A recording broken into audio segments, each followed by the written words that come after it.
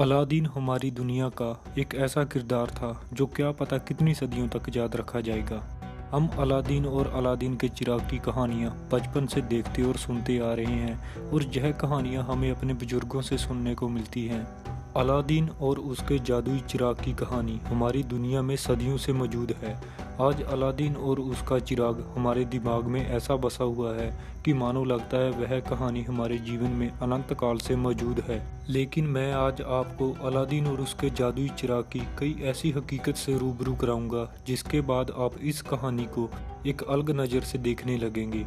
हम में से ज़्यादातर लोगों को यह भी नहीं पता कि अलादीन को चिराग कैसे मिला, और नहीं भी पता तो कोई बात नहीं, मैं आपको बताऊंगा कि अलादीन को चिराग कैसे मिला था और अलादीन के मरने के बाद उस चिराग का क्या हुआ। अलादीन के जीवन का वह कौन सा आखिरी हुक्म था और कहाँ छुपा के या दफन करके रखा गया था अलादीन का जादुई और ताकतवर चिराग। अलादीन और उसके जादुई चिराग की कहानी आज से लगभग 300 साल पहले सामने आई थी।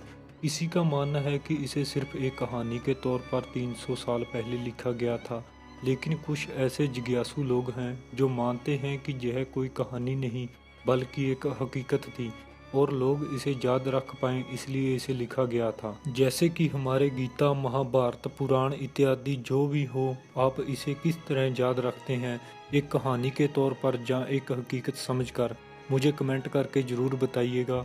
तो चलिए हम अलादीन और उसकी जादुई चिराग की केमिस्ट्री को समझते हैं, क्योंकि ये आज भी एक ऐसी केमिस्ट्री बनी हुई है कि उस चिराग का क्या हुआ था, उसे कहाँ छुपाया गया और अलादीन का अपने जिन्न को वह कौन सा आखिरी हुक्म था।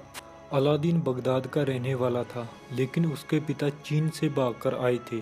अलादीन एक फुर्तीला और शातिर बताया गया था। जब उसे एक जादूगर ने वह जादुई चिराग लाने के लिए कहा और कुछ पैसे दिए तो वह पैसों के लिए राजी हो गया और चिराग लाने के लिए निकल पड़ा। लेकिन जादूगर ने उन्हें जिन्न के बारे में कुछ भी नहीं बताया था। चिराग हासिल करते वक्त उसे उसी रास्ते पर कठिनाइयों के तौर पर एक ऐसा पड़ाव पार करना था जहां से उसे एक अंगूठी मिली, लेकिन इसके पहले उसे जिन्न की ताकत का पता नहीं होने के कारण उसने वह अंगूठी पहन ली और आगे निकल पड़ा। आखिरकार अलादीन ने मुश्किलों का सामना करते हुए वह जादुई चिराग हासिल कर लिया, लेकिन उसने उसे जादूगर को दे दिया और अपने पैसे ले लिए। और यहीं पर असली बात शुरू होती है। अलादीन अब अपनी अंगूठी पहने अपने रास्ते पर था कि उसकी अंगूठी उसकी उंगली से घिस गई और भयानक जिन्न सामने आ गया। यह जिन्न ज़्यादा दिमागदार तो था, लेकिन चिराग के जिन्न से कम ताकतवर था।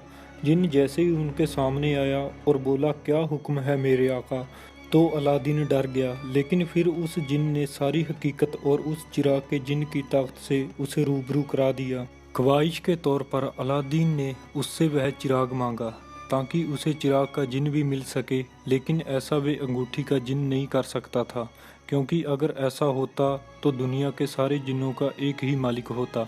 अंगूठी का जिन्न दिमाग से शातिर था। उसने एक तरकीब बताने की इच्छा रखी और उसके इनाम के तौर पर अपनी आज़ादी मांगी। तरकीब की वजह से अलादीन चिराग को हासिल करने में तो कामयाब रहा, लेकिन अंगूठी का जिन्न उस दुनिया से आज़ाद हो गया। अब अलादीन के पास ताकतवर जिन्न का चिराग और शातिर दिमाग था। उस वजह से वह बगदाद का सबसे ज़्यादा ताकतवर और अमीर बन गया। वहाँ की शहजादी से शादी कर गद्दी पर बैठ गया।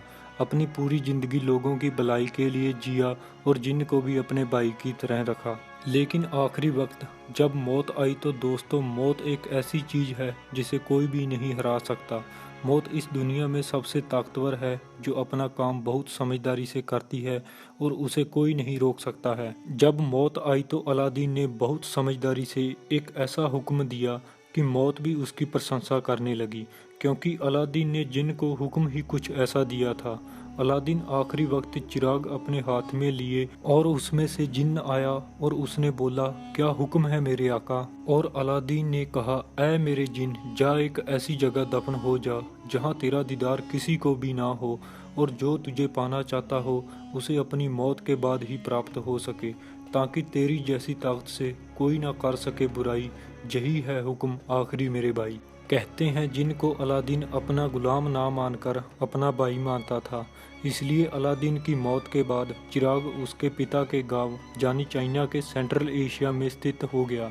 वहां आज भी दफन है। इस पहाड़ी को जन्नत का रास्ता भी माना जाता है, जहाँ से जिन मरने के बाद लोगों को जन्नत ले जाता है।